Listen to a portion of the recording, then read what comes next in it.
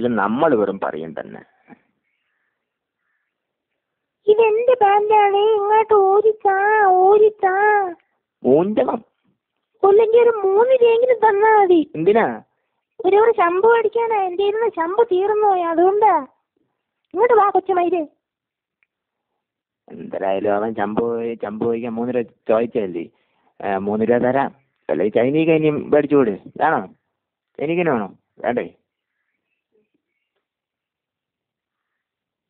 വേണോ വരെ? പരിപാടിയായി പോയി. എന്തിനാട്ടത്?